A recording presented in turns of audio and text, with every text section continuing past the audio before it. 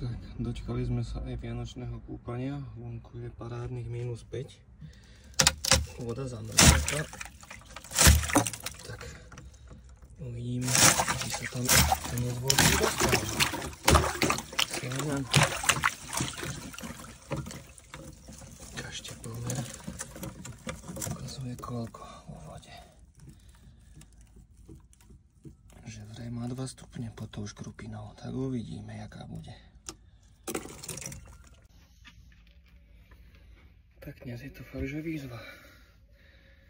Poďme na to.